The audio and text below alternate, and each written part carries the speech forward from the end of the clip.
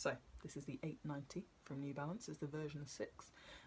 It's kind of being pushed as the London Marathon shoe for this year, along with the 1500. So yeah, I'm going to talk about the shoe, the new features, and about why it might be a good race day shoe for you. So first things first, I always like to start with the upper. Now the upper on this is very, very kind of streamlined. A lot of people say it looks kind of futuristic because of the simple pattern that they've gone for. But basically it's almost a one-piece upper in terms of how it comes through the toe box. You can see through the midfoot there is an extra bit of kind of overlay through that material there, just as you come through here and here.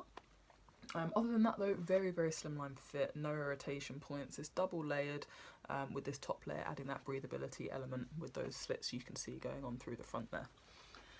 As we then get into kind of the heel and the back of the upper, really nice cutout through the ankle bones. So I know there's some shoes out there which aggravate people's ankle joints.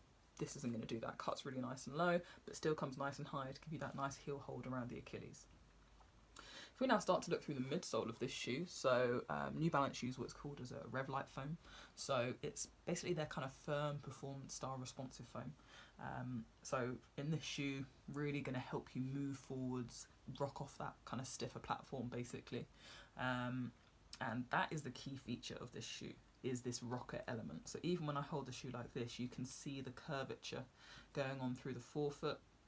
And as I now start to talk about the outsole, if I flip it around, you can see these yellow bits of material. So these are bits of TPU, which just run up along the first met and also along the fifth met area. Now, these really are going to aid that spring that happens as you roll off the toes.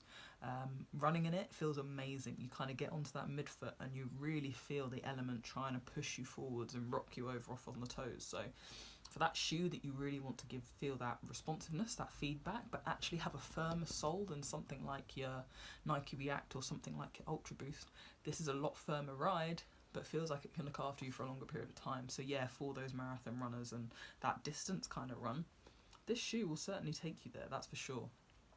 In terms of kind of stability level, definitely a neutral shoe, but it's firm neutral. So I say because this Revlite foam is quite firm in general, it's very dense, so it's going to support the foot a lot more.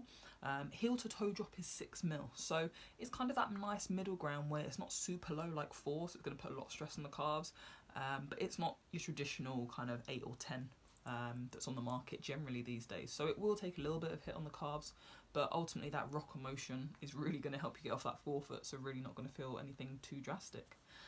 So yeah, the 890, great price point shoe as well. I believe £100. The London Marathon edition is 110. It just has some extra accents of Run London and things like that across it. But no, yeah, give it a try. 890 shoes comparable. Nike React, the Energy from Ultra Boost, from Adidas. Sorry, not Ultra Boost, but the Energy, which is Ultra Boost with an Adidas shoe. Yeah, give it a go. Let me know.